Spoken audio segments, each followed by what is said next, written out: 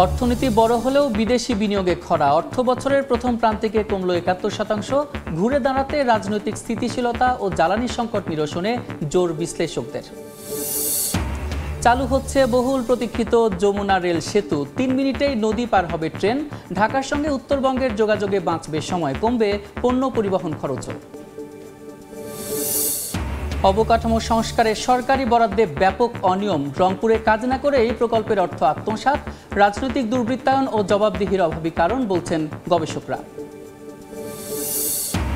আবহাওয়া অনুকূলে থাকায় নীলফামারীতে আলুর বাম্পার ফলন। সংরক্ষণে হিমাগারে মিলছে না জায়গা। পঞ্চগড়ে পেঁয়াজ বীজ চাষে ধুম। বিঘাতে ৪ লাখ টাকা আয়ের স্বপ্ন। এবং কুয়েতে ভিসা জালিয়াতির ফাঁদে বিপর্যস্ত অনেক প্রবাসী বাংলাদেশি। ঠেকাতে তৎপর দূতাবাস। শুধু কুয়েতি মালিকদের কাছ থেকেই আবেদন নেওয়ার সিদ্ধান্ত।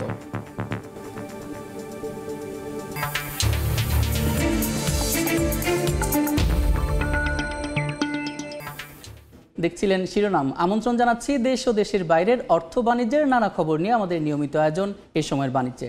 আপনাদের সঙ্গে আছি আমি সাদিক হাসান ইমন। অর্থনীতি বড় হলেও ক্রমাগতভাবে কমছে সরাসরি বিদেশি বিনিয়োগ। সবশেষ চলতি অর্থ বছরের প্রথম প্রান্তিকে বছর ব্যবধানে কমেছে ৭১%। অথচ এলডিসি থেকে উত্তরণের যাত্রাপথে চলমান আছে বাংলাদেশ। এমন পরিস্থিতিতে বিনিয়োগ বাড়াতে দীর্ঘমেয়াদী নীতি ঠিক করার পরামর্শ বিশ্লেষকদের। রাজনৈতিক স্থিতিশীলতা আনা এবং জ্বালানি সংকট দূর করার উপর জোর দিচ্ছেন তারা। ফরহাদুর রহমানের রিপোর্ট। স্বল্পোন্নত থেকে উন্নয়নশীল দেশের পথে বাংলাদেশের যাত্রা চলছে। এ পথের চ্যালেঞ্জ মোকাবেলায় প্রয়োজন প্রচুর বিদেশি বিনিয়োগ। অথচ দক্ষিণ এশিয়ায় বাংলাদেশ দ্বিতীয় বৃহত্তম অর্থনীতির দেশ হলেও বিদেশি বিনিয়োগ প্রাপ্তিতে নেপাল থেকেও পিছিয়ে। গেল কয়েক অর্থ বছরে বিদেশি বিনিয়োগের তথ্য বলছে তা ক্রমান্বয়ে কমছে। সবশেষ চলতি অর্থ বছরের দুই প্রান্তিক মিলিয়ে এর পরিমাণ ছিল $২১ কোটি। প্রথম প্রান্তিক অর্থাৎ জুলাই সেপ্টেম্বর এর পরিমাণ ছিল $১০ কোটি, যা বছর ব্যবধানে ৭১% কম। বিদেশি বিনিয়োগ কমে আসার পেছনে দ্রুত পরিবর্তনশীল ব্যবসা নীতি, রাজনৈতিক অস্থিরতা, মুনাফা ফেরত নিতে আমলাতান্ত্রিক জটিলতাকে সামনে আনছেন খাত সংশ্লিষ্টরা। বাংলাদেশ আসলেই আনপ্রেডিক্টেবল একটা সিচুয়েশনে আছে। আজকে একটা পলিসি বা একটা রেগুলেশন দেওয়া হলো, 2 বছর পরে বা 1 বছর পরে আবার এটা চেঞ্জ করে ফেললো। ব্যবসা যখন যারা করতে আসে তাদের একটা লং টার্ম বিজনেস প্ল্যান থাকে। এখন সেই ইজ অফ ডুইং বিজনেসের জায়গার মধ্যে অনেক পিছিয়ে আছে। বাংলাদেশের ট্যাক্স পলিসি এটা সবচেয়ে হিন্ডারেন্স। এদিকে অর্থনীতি বিশ্লেষকদের মতে অবকাঠামোগত দুর্বলতা কিছুটা কমে এলেও গ্যাস বিদ্যুৎ সংকট দূর না হলে কাঙ্ক্ষিত বিনিয়োগ আসবে না। অবকাঠামোগত বিষয়গুলোর দিকে নজর দেওয়া, গ্যাস এবং বিদ্যুতের সরবরাহ নিশ্চিত করার ব্যাপারে, বিশেষ করে স্পেশাল ইকোনমিক জোন বা বেজাতে সেটি নিশ্চিত করার বিষয় রয়েছে। একই সাথে ব্যালেন্স অফ পেমেন্টস এর রিজার্ভ পরিস্থিতির উন্নতি না হলে, টাকা যদি রিপ্যাট্রিয়েট না করতে পারেন তাদের মুনাফা, তাহলে তারা নিরুৎসাহিত হবে। সর্বোপরি আমাদের দ্রুত একটি গণতান্ত্রিক উত্তরণ প্রয়োজন। এছাড়া জাতীয় নির্বাচনের মধ্য দিয়ে দ্রুত গণতান্ত্রিক উত্তরণ করতে না পারলে দীর্ঘমেয়াদে দেশ বিদেশি বিনিয়োগ হারানোর শঙ্কা আছে বলেও অভিমত তাদের। ফরহাদুর রহমান, সময় সংবাদ, ঢাকা। দর্শক, অর্থ বাণিজ্যের পাশাপাশি আজ আমরা আলোচনা করব বিদেশি বিনিয়োগ নিয়ে। আর এ নিয়ে আলোচনার জন্য আমাদের সঙ্গে যুক্ত হয়েছেন মাইক্রো ক্রেডিট রেগুলেটরি অথরিটি নির্বাহী প্রধান এবং বাংলাদেশ অর্থনীতি সমিতির অন্তর্বর্তীকালীন কমিটির সদস্য সচিব অধ্যাপক ডক্টর মোহাম্মদ হেলাল উদ্দিন। ডক্টর মোহাম্মদ হেলাল উদ্দিন, এ সময়ের বাণিজ্যে আপনাকে স্বাগত।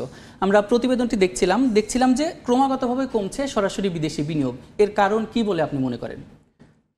ধন্যবাদ। প্রথমত বিদেশি বিনিয়োগ অন্যান্য যে কম্পারেবল কান্ট্রিগুলো আছে, আমরা যাদের সাথে বিশ্ববাজারে কম্পিট করি, সেই সব দেশের তুলনায় সবসময় আমাদের কম ছিল। আর এখন বিশেষ করে কমার যে বিষয়, আমরা জানি যে বাংলাদেশে যে ট্রানজিশনটা হয়েছে কোভিডের পর থেকে, তো আমরা চাপে আছি। তারপরে বৈশ্বিকভাবে ওই যুদ্ধের কারণে একটা চাপ ছিল। এরপরে এখন নতুন করে যেটা হয়েছে যে আমাদের পলিটিক্যাল ট্রানজিশন। সবচেয়ে বড় যেটা, যে একজন বিনিয়োগকারী বাইরে থেকে কেন এখানে আসবে বিনিয়োগ করতে? তাহলে আমরা জানি যে আমাদের আভ্যন্তরীণভাবে যারা বিনিয়োগ করে, আমাদের লোকাল ইনভেস্টর যারা, তাদের কিন্তু এনাফ কনফিডেন্স নাই এবং তারা কিন্তু তাদের বিনিয়োগ করার ক্ষেত্রে আমরা দেখতে পাচ্ছি তারা কিন্তু আপনার অনেক বেশি স্লো। আমরা জানি যে আমাদের প্রাইভেট বেসরকারি বিনিয়োগ এখানে গ্রো করছে না। তো যারা বাইরে থেকে আসবে তারা বিনিয়োগ করতে আসবে কেন? প্রফিটেবিলিটি। আর প্রফিটেবিলিটি যদি আমি চিন্তা করি, তাহলে একটা আমার রেভিনিউ জেনারেশন, আর একটা হলো কম কস্ট হতে হবে। তা রেভিনিউ জেনারেট করতে গেলে আমার যে মার্কেট অ্যাক্সেস, বাংলাদেশে কেন আসবে? বাংলাদেশে যদি আমরা এমন হয় যে কম কস্টে উৎপাদন করে অন্য একটা মার্কেটে তারা এটা বিক্রি করতে পারবে, অথবা আমাদের নিজস্ব যে ডিমান্ড আছে, অনেক বেশি হাই ডিমান্ড আছে, সেটাকে তারা হয়তো টেকনোলজিক্যাল যে তাদের উৎকর্ষতা সেটা নিয়ে আসবে, কোন জায়গাটায় আমাদের স্কোপ আছে? আমি তো দেখি না যে আমাদের এই আরএমজির একটা লো কস্ট লেবার ছাড়া আর কোনো জায়গায় আমাদের এমন অ্যাডভান্টেজ আছে যেটা দেখে আমাদের ফরেন ইনভেস্টররা আসবে, ডিরেক্ট ফরেন ইনভেস্টমেন্ট আসবে, সেটা নাই। এবং আমি যদি ক্যাটাগরিক্যালি বলি যে আমরা যেটা বলছি যে ইজ অফ ডুইং বিজনেস থেকে শুরু করে অন্যান্য যেই র্যাঙ্কিংগুলো আছে, সেই র্যাঙ্কিংগুলিতেও কিন্তু আমরা এমন একটা সুখকর অবস্থায় নাই যে আমাদের সাথে কম্পারেবল কান্ট্রিগুলো ছেড়ে আমাদের এখানে আসবে।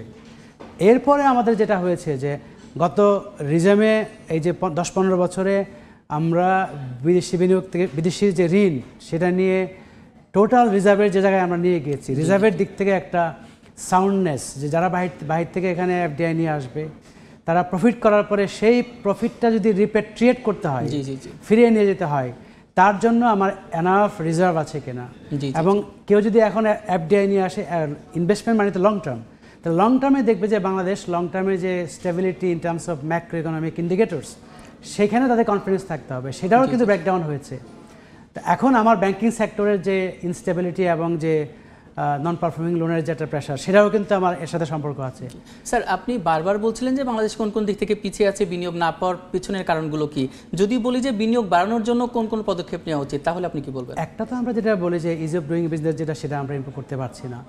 তারপরে আমার যারা বিনিয়োগ করতে এখানে আসবে, আসার ক্ষেত্রে আমার হলো যে আমি যদি ইনভেস্টমেন্ট নিয়ে আসি, তো ইনভেস্টমেন্ট তো একটা ক্যাপিটাল, তার বাইরে আমার যে লেবার ফোর্স লাগবে তার যে উৎকর্ষতা, হ্যাঁ, প্রোডাক্টিভ লেবার লাগবে আমার।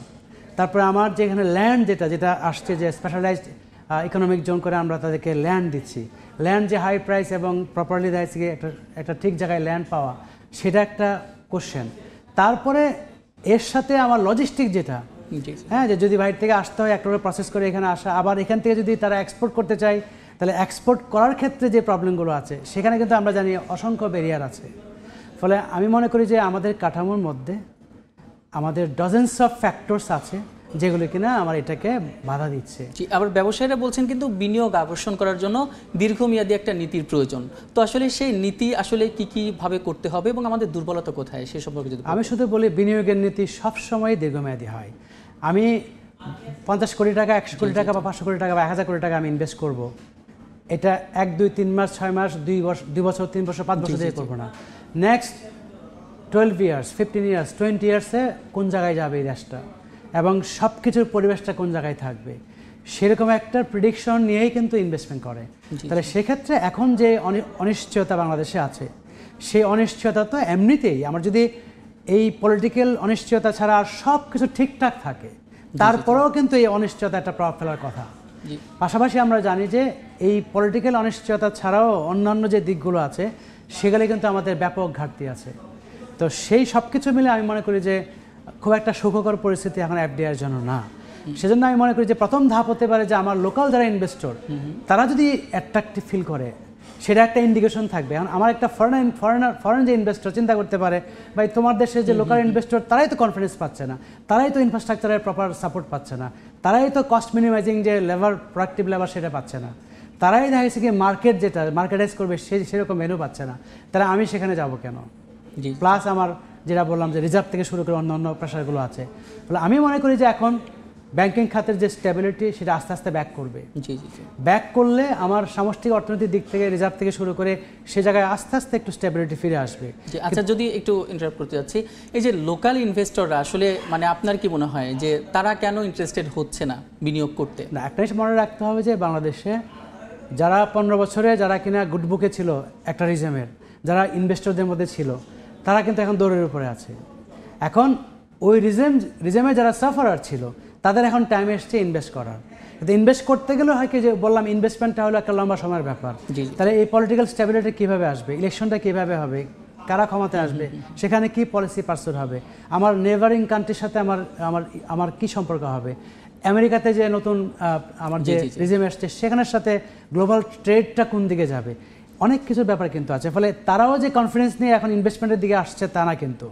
ফলে ওই যে আপামর জনসাধারণ যারা কিনা অর্থনৈতিক কর্মকাণ্ড করার ক্ষেত্রে ভাবে যে ভাই ক্ষমতায় যারা আসুক না কেন আমার কাজ করে খেতে হবে, তারা হয়তো তাদের অর্থনৈতিক কর্মকাণ্ড একটা করছে। শেষ প্রশ্ন আছে, সেটা হচ্ছে দেশি বিদেশি সব ধরনের বিনিয়োগের ক্ষেত্রে জ্বালানি সংকটকে একটা বড় ইস্যু হিসেবে, চ্যালেঞ্জ হিসেবে দেখা হয়। তাহলে সেক্ষেত্রে দেখা যায় সেখান থেকে উত্তরণের আমাদের উপায় কি বলে আপনি মনে করেন? আমি মনে করি জ্বালানির যে সংকট বা জ্বালানির যে আমার যে ইস্যু, সেটা সবসময় একটা গুরুত্বপূর্ণ ইস্যু। প্রথম হলো যে শুধু জ্বালানি পাওয়ার ব্যাপার না, জ্বালানিটা আমি অ্যাফোর্ডেবল প্রাইসে পাচ্ছি কিনা। ফলে অনেক ক্ষেত্রে দেখা যাচ্ছে আমি বিদ্যুৎ পাচ্ছি, আমি বিদ্যুৎ পাওয়ার ক্ষেত্রে আমার অনেক কস্টলি হচ্ছে। কস্টলি হলে আমি বিশ্ববাজারে কম্পিটিটিভ থাকবো না, অথবা লোকাল মার্কেটে যদি আমি অনেক বেশি আমার কস্ট বেড়ে যায় তাহলে আমার সাপ্লাই কম দিতে হবে। তা আমি মনে করি যে জ্বালানি একটা কৌশলগত, আমি মনে করি যে একটা ইনফ্রাস্ট্রাকচার, সেই ইনফ্রাস্ট্রাকচারের ক্ষেত্রে আমি মনে করি যে আমাদের অনেক দূর যেতে হবে, এবং এইখানে আমরা যদি কস্ট মিনিমাইজ করতে পারি আমার গ্লোবালি কম্পিটিটিভ থাকার জন্য আরেকটু স্পেস তৈরি হবে। জি, অসংখ্য ধন্যবাদ অধ্যাপক ডক্টর হেলাল উদ্দিন আহমেদ। তো আমাদের এই সময় বাণিজ্যে আসার জন্য আমরা আশা করব যে এই যে আমাদের বিদেশি বিনিয়োগ আসার মতো পরিবেশ আমাদের তৈরি হবে। আপনাকে ধন্যবাদ এবং দর্শকদেরকে। আমরা এতক্ষণ আলোচনা করছিলাম বিদেশি বিনিয়োগ নিয়ে, আর এর জন্য আলোচনার জন্য আমাদের সঙ্গে স্টুডিওতে সরাসরি যুক্ত ছিলেন অধ্যাপক ডক্টর হেলাল উদ্দিন। বেনাপোল বন্দর দিয়ে ভারত থেকে বেড়েছে ফল আমদানি, বিস্তারিত জানাতে সেখানে আছেন সহকর্মী আজিজুল হক, সরাসরি যাচ্ছি তার কাছে।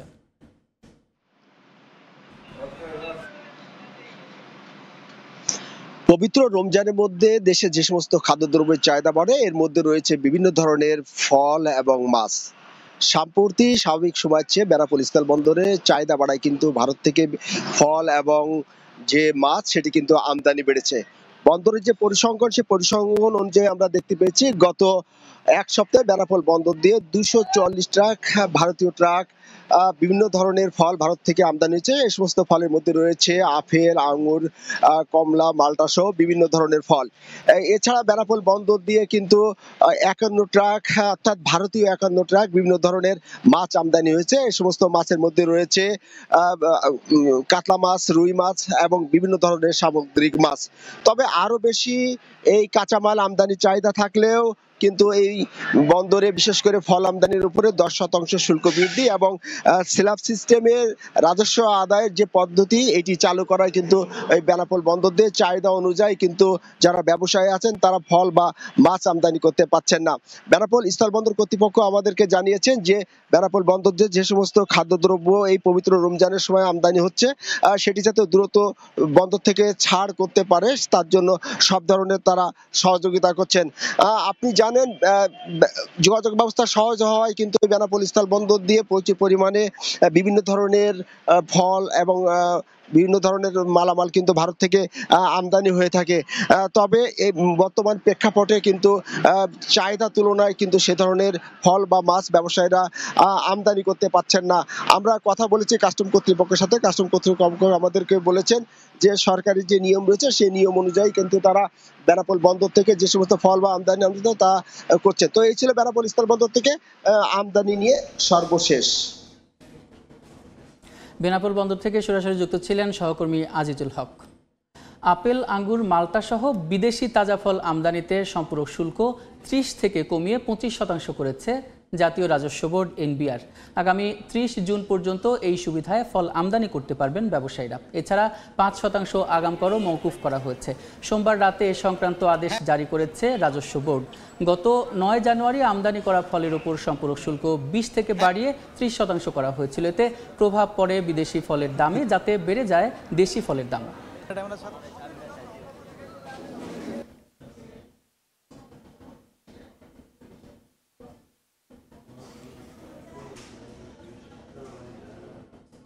দর্শক, এবার জানাবো পুঁজি বাজারের খবর। প্রধান বাজার ঢাকা স্টক এক্সচেঞ্জ ডিএসইতে সূচকের মিশ্র প্রবণতার মধ্যে দিয়ে চলছে লেনদেন। সবশেষ পরিস্থিতি জানাতে সরাসরি নিয়ে যাচ্ছি ডিএসই ওয়েবসাইটে। গতকাল আমরা দেখেছিলাম ঢাকা স্টক এক্সচেঞ্জের 3টি সূচকই নিম্নমুখী প্রবণতার মধ্য দিয়ে গিয়েছিল। আজকে দেখতে পাচ্ছি 2টি সূচক নিম্নমুখী প্রবণতায় রয়েছে এবং একটি রয়েছে ঊর্ধ্বমুখী প্রবণতায়। ঊর্ধ্বমুখী প্রবণতায় রয়েছে ডিএসইএস ইন্ডেক্স, যেটি 17 পয়েন্ট বেড়ে এখন অবস্থান করছে 5222 পয়েন্টের কিছুটা বেশি অবস্থানে, এবং তারপরে সূরিয়া সূচক আমরা দেখতে পাচ্ছি এখন অবস্থান করছে 1161 পয়েন্টে, যেটিও কিন্তু নিম্নমুখী প্রবণতার মধ্য দিয়ে রয়েছে। এবং বাছাইকৃত সূচক ডিএস30 ইন্ডেক্স দেখতে পাচ্ছি যে প্রায় 2 পয়েন্ট কমে এখন অবস্থান করছে 1886 পয়েন্টের কিছুটা বেশি। আর এখন পর্যন্ত ঢাকা স্টক এক্সচেঞ্জে মোট লেনদেন হয়েছে 157 কোটি 38 লক্ষ টাকা। আর এর মধ্যে যতগুলো কোম্পানি লেনদেন করেছে 219টি কোম্পানির শেয়ারের দাম কমেছে, 87টি কোম্পানির শেয়ারের দাম বেড়েছে এবং এখন পর্যন্ত অপরিবর্তিত অবস্থায় রয়েছে 77টি কোম্পানির শেয়ারের দাম। আর ঢাকা স্টক এক্সচেঞ্জে যে কোম্পানিগুলো শীর্ষ 20-এ রয়েছে তাদের কার অবস্থান কোথায় এবার আমরা জেনে নেব। প্রথমেই রয়েছে ইন্ট্রাকো ফুয়েলিং স্টেশন লিমিটেড, যার একটি শেয়ার এখন বিক্রি হচ্ছে 23 টাকা 40 পয়সায়। দ্বিতীয় অবস্থানে রয়েছে ফুয়াং ফুড লিমিটেড, যার একটি শেয়ার এখন বিক্রি হচ্ছে 17 টাকা 90 পয়সায়। তারপরে রয়েছে হাক্কানি, যার একটি শেয়ার বিক্রি হচ্ছে 73 টাকা 40 পয়সায়। এই পর্যন্ত দেখতে পাচ্ছি যে ঢাকা স্টক এক্সচেঞ্জ গতকালকে কিন্তু আমরা দেখেছিলাম যে 3টি সূচকের নিম্নমুখী প্রবণতায় ছিল, আজকে কিন্তু প্রধান সূচক ঊর্ধ্বমুখী প্রবণতায় রয়েছে, তার মানে কিছুটা আশার আলো কিন্তু দেখা যাচ্ছে। তো ঢাকা স্টক এক্সচেঞ্জের ওয়েবসাইট থেকে এই ছিল আমার কাছে লেটেস্ট আপডেট। ব্র্যাক বিশ্ববিদ্যালয়ের মাল্টিপারপাস হলে সোমবার আনুষ্ঠানিকভাবে উন্মোচন করা হলো গবেষণামূলক বই নেক্সট 50। বইটিতে তুলে ধরা হয়েছে বাংলাদেশের আগামী 50 বছরের উন্নয়ন এবং উদ্ভাবনের সম্ভাবনা। জানানো হয় নীতি নির্ধারক, পেশাজীবী এবং সাধারণ পাঠকদের জন্য লেখা এই বই গবেষণা এবং বাস্তব জীবনে সেতু বন্ধন তৈরি করবে, নীতি ও কৌশল নির্ধারণেও সহায়ক হবে। অনুষ্ঠানে দেশের স্বনামধন্য স্থপতি, নগর পরিকল্পনাবিদ এবং গবেষকরা উপস্থিত ছিলেন। ওপেন স্টুডিও এবং কন্টেক্সট বিডিএর উদ্যোগে আয়োজিত অনুষ্ঠানটি সহযোগিতায় ছিল শাহ সিমেন্ট।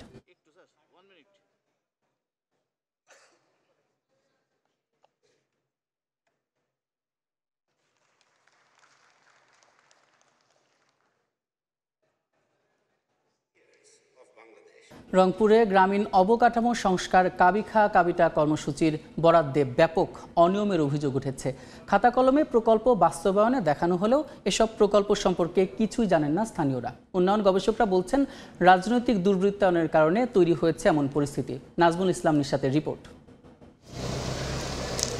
নীলফামারীর জলঢাকা উপজেলার কাঠালী ইউনিয়নের কাচারি মোড় থেকে হাফেজিয়া পাকা রাস্তা পর্যন্ত সংস্কারে বরাদ্দ 10 লাখ টাকা, কিন্তু সড়কটির বেহাল দশা, হয়নি কোনো মেরামত কাজ। একই অবস্থা দিনাজপুর ক্যানেল থেকে কাচারি স্কুল পর্যন্ত। এই সড়কটি সংস্কারে বরাদ্দ ছিল 2 লাখ টাকা।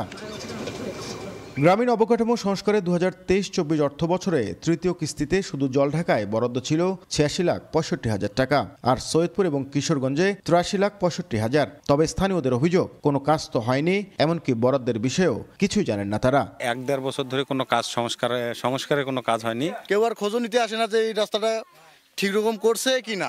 আরও ভয়াবহ চিত্র গাইবান্ধায়। সাদুল্লাপুর উপজেলার বনগ্রাম ইউনিয়নের মধ্য জয়নপুর মসজিদ সংস্কারে 1,70,000 টাকা বরাদ্দ দেওয়া হয়, কিন্তু প্রকল্পের ব্যাপারে কিছুই জানেন না প্রতিষ্ঠানের কেউ। একই প্রকল্পে সড়ক, কবরস্থান ও বিভিন্ন প্রতিষ্ঠানের নামে অর্থ বরাদ্দ নিয়ে লুটপাটের অভিযোগ তৎকালীন আওয়ামী লীগের নেতাকর্মী ও এক শ্রেণীর অসাধু কর্মকর্তাদের বিরুদ্ধে। আমাদের মসজিদে যে 1,70,000 টাকা বরাদ্দ হয়েছে আমরা কেউ জানি না, টাকার জন্য আমাদের কাজে বন্ধ হয়ে আছে। এমন অবস্থা গ্রামীণ অবকাঠামো উন্নয়নের আওতায় বিভিন্ন প্রকল্পের।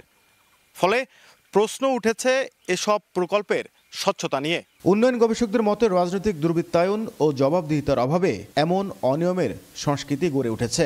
রাজনৈতিক পলিসি যতক্ষণ পর্যন্ত স্বচ্ছ হবে না ততক্ষণ পর্যন্ত এই দুর্বৃত্তের জায়গাগুলো থেকেই যাবে। তবে তদন্ত করে ব্যবস্থা নেওয়ার আশ্বাস সংশ্লিষ্ট দপ্তরের। সরজমিন পরিদর্শন করব, পরে অনিয়ম পরিলক্ষিত হইলে ওই জড়িত কর্মকর্তার বিরুদ্ধে বিভাগীয় ব্যবস্থা গ্রহণ করার জন্য ঊর্ধ্বতন কর্তৃপক্ষের নিকট পত্র দ্বারা অবহিত করব। গ্রামীণ অবকাঠামো সংস্কারে সরকারের যে বিপুল পরিমাণ বরাদ্দ সেটি নিশ্চিত করা না গেলে এটি শুধুই অপচয় বলছে সচেতন মহল। নাজমুল ইসলাম নিশাত, সময় সংবাদ, রংপুর। আবহাওয়া অনুকূলে থাকায় নীলফামারীতে আলুর বাম্পার ফলন হয়েছে।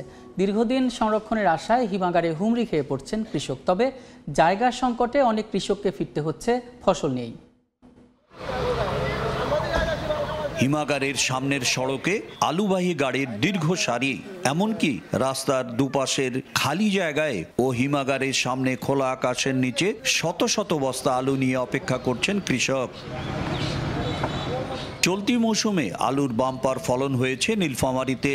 নিজেদের উৎপাদিত ফসল দীর্ঘদিন সংরক্ষণের আশায় হিমাগারে হুমড়ি খেয়ে পড়েছেন কৃষক।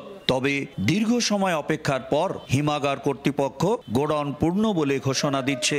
পলেসারে মাইকিং করতেছে যে এখানে আলু নিবে না। প্রতিদিন আমরা নিতে পারি 7 থেকে 8,000 বস্তা, সেখানে 15 থেকে 16,000 বস্তা আসতেছে, কিন্তু এট এ টাইমে তো এগুলো নেওয়া সম্ভব না। এদিকে হিমাগারে স্থান না পেলে দেশীয় পদ্ধতিতে আলু সংরক্ষণের পরামর্শ কৃষি বিভাগের। হিমায়িত আলুর মডেল ঘর তৈরি করে দেয়া হচ্ছে।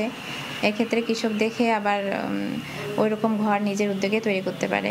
এখানে আলু 3-4 মাস সংরক্ষণ করা যায়। বালির মধ্যে তারা ঢেকে রাখতে পারে, তারপর লোকালি যে মাচা করে 1তলা 2তলা 3তলা মাচা করে তারা রাখতে পারে।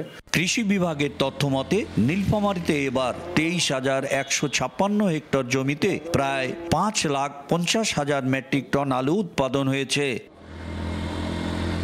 শাকির হোসেন বাদল, সময় সংবাদ, নীলফামারী। উত্তরের জেলা পঞ্চগড়ে বেড়েছে কালো সোনা খ্যাত পেঁয়াজ বীজের চাষ। চাষিরা বলছেন প্রতি বিঘা জমিতে 1 লাখ টাকা খরচ করে 3 থেকে 4 লাখ টাকার বীজ বিক্রির স্বপ্ন দেখছেন তারা। এ যেন ফসলি জমির বিস্তীর্ণ মাঠ জুড়ে সাদা ফুলের গালিচা, কাছে গেলে চোখে পড়ে কদম ফুলের মতো হাজার হাজার পেঁয়াজ ফুল। গেল বছর এ জেলায় কালো সোনা খ্যাত পেঁয়াজ বীজের চাষ লাভজনক হওয়ায় এবার বাণিজ্যিকভাবে শুরু করেছেন চাষি ও উদ্যোক্তারা। তবে মৌমাছির তেমন দেখা না মেলায় ভালো বীজের আশায় হাত দিয়ে পরাগায়ন ঘটাচ্ছেন তারা। মৌমাছির আগে তো ছিল, এখন তো নাই। পেঁয়াজকে হাত দিয়ে নার্সি পরাগায়ন ঘটাচ্ছি, বীজ পরাগায়ন ঘটাচ্ছি। সার, কীটনাশক ও শ্রমিকের মজুরি বেড়ে যাওয়ায় বেড়েছে উৎপাদন খরচ। এতে এবার প্রতি বিঘা জমিতে পেঁয়াজ বীজ চাষিদের খরচ পড়বে কম বেশি 1 লাখ টাকা। তারপরও বড় অঙ্কের লাভের আশা করছেন তারা। যদি ঠিকমতো প্রয়োগ করতে পারি তাহলে আমরা এখানে একরে মোটামুটি 750 কেজির চিন্তাধারা নিছি। সারের ঘাটতি ছিল, যেটা বাইরে থেকে আমাদের সংগ্রহ করতে হয়েছে, তাতে উৎপাদন কষ্ট বেশি হয়েছে। পঞ্চগড়ে এবার 5 কোটি টাকার পেঁয়াজ বীজ বিক্রির আশা করছেন চাষিরা। তাদের পাশে থাকার আশ্বাস কৃষি বিভাগের। 80 থেকে 90 হাজার টাকা তার উৎপাদন খরচ হয় এবং এর বিপরীতে প্রায় 3 থেকে 3.5 লাখ টাকা বীজ বিক্রি করে আয় করতে পারে। কৃষি বিভাগের তথ্য, চলতি মৌসুমে জেলায় 21 হেক্টর জমিতে চাষ হয়েছে তাহিরিপুর ও ফরিদপুরি নামের 2 জাতের পেঁয়াজ বীজ। সোহাগ হায়দার, সময় সংবাদ, পঞ্চগড়। যমুনা রেল সেতুর উদ্বোধন আজ। বিস্তারিত জানাতে যমুনা সেতু পূর্ব পারে টাঙ্গাইল থেকে সরাসরি যুক্ত হচ্ছেন সহকর্মী কাদির তালুকদার। যাচ্ছি তার কাছে। কাদির, যমুনা নদীর উপরে অত্যাধুনিক 4.80 কিলোমিটার এলাকায় রেল সেতু, স্টিলের তৈরি ডাবল ডেকারের রেল সেতুটি এখন অনেকটাই স্বপ্ন নয়, এখন হবে এর আনুষ্ঠানিক উদ্বোধন। ইতিমধ্যেই আমরা যে উদ্বোধনের আগে যে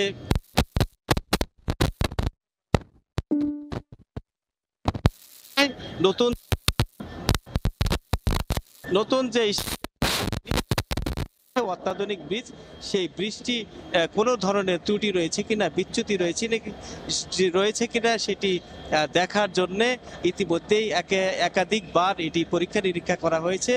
অবশেষে আজকে সেই মাহেন্দ্রক্ষণে ইতিমধ্যেই একদিকে চলছে সেমিনার, চলছে সভা, চলছে উদ্বোধনের সভা সেমিনার, আর অন্যদিকে যারা অন্যান্য কর্মী রয়েছেন বা এখানকার স্থানীয় লোক রয়েছেন, যাত্রী রয়েছেন এবং যারা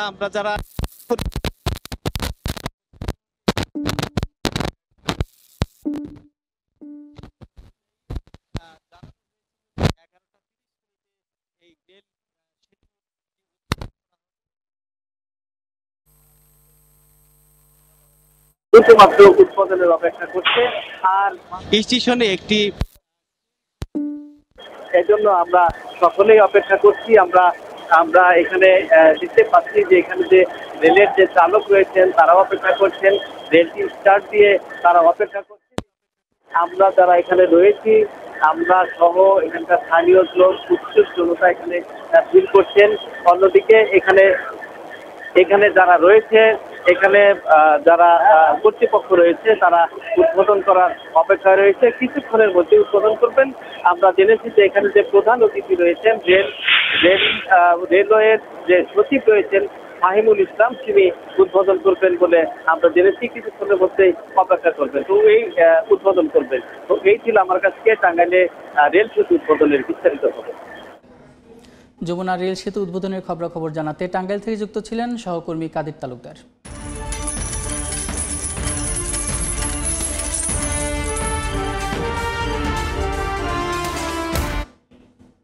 বিশ্ববাজারে কমতে শুরু করেছে সয়াবিন তেল এবং ক্যানোলা তেলের দাম, তবে ঊর্ধ্বমুখী সানফ্লাওয়ার ও পাম তেল। পূর্বাভাস বলছে সয়াবিন বীজ এবং ক্যানোলার দাম নিম্নমুখী থাকলেও বছর জুড়েই ঊর্ধ্বমুখী থাকবে সানফ্লাওয়ার ও পাম তেলের দাম। বিশ্ববাজারে কমতির দিকে সয়াবিন বীজের দাম। মঙ্গলবার সকালে প্রতি কেজি বিক্রি হচ্ছে $0.70 প্রথম প্রান্তিকের পূর্বাভাস অনুযায়ী এর দাম আরও কমে $0.60 নামতে পারে। এদিকে ঊর্ধ্বমুখী পাম অয়েলের দাম প্রতি টন বিক্রি হয়েছে $1011। সপ্তাহ ব্যবধানে দাম বেড়েছে 0.22%। চলতি প্রান্তিকে বেড়ে $1030 পূর্বাভাস দিচ্ছে মার্কিন গবেষণা সংস্থা ট্রেডিং ইকোনমিক্স। সপ্তাহ ব্যবধানে 0.63% দাম কমলেও একদিনের ব্যবধানে $1.30 বেড়ে প্রতি টন সানফ্লাওয়ার তেল বিক্রি হচ্ছে $1347। আরেক ভোজ্য তেল ক্যানোলা অয়েলের দামও নিম্নমুখী, প্রতি মেট্রিক টন বিক্রি হচ্ছে $397। MS আরিফিন, সময় সংবাদ। ভিসা জালিয়াতি বন্ধে কুয়েতে বাংলাদেশ দূতাবাসের নতুন উদ্যোগে সফলতা পাওয়া যাচ্ছে বলে জানিয়েছেন দেশটিতে নিযুক্ত বাংলাদেশের রাষ্ট্রদূত। এমন উদ্যোগে স্বাগত জানিয়েছেন প্রবাসীরাও। কুয়েত থেকে মঈন সুমনের রিপোর্টে বিস্তারিত। ভিসা জালিয়াতি রোধে কুয়েতে বাংলাদেশ দূতাবাস নানা পদক্ষেপ গ্রহণ করেছে, যাতে প্রবাসীরা সঠিক ও বৈধ উপায়ে ভিসা পেতে পারেন। তাই একক ভিসা সত্যায়নের আবেদন শুধু কুয়েতি মালিক বা কফিল দ্বারা দূতাবাসে গ্রহণ করা হচ্ছে। আপনার বেতন কত, আপনার সপ্তাহে কয়দিন কাজ করতে হবে, আপনি বাৎসরিক ছুটি বছরে এক মাস আপনার ছুটি প্রাপ্য, বেতন সহ সেটা আপনি পাচ্ছেন কিনা, এই তথ্যগুলো জেনে আসবেন। বাংলাদেশি কর্মীদের স্বার্থ রক্ষার্থে দূতাবাসের এমন উদ্যোগকে স্বাগত জানিয়েছেন প্রবাসীরা। আমি আশা করি সবার জন্য ভালো হবে, সবাই সহযোগিতা করবেন যাতে নতুন লোক আসার পরে তার একামত তখন লাগবে না। বাংলাদেশের ভিসা যেখান থেকে তারা ছাড়পত্র দেয় সেখানে আরো কঠোর হবে। ভিসা জালিয়াতি রোধে দূতাবাসের এই পদক্ষেপ প্রবাসীদের নিরাপত্তা এবং সুরক্ষা নিশ্চিত করতে সহায়ক হচ্ছে। মঈন সুমন, সময় সংবাদ, কুয়েত। এই ছিল এ সময়ের বাণিজ্যের সঙ্গে থাকুন সময়।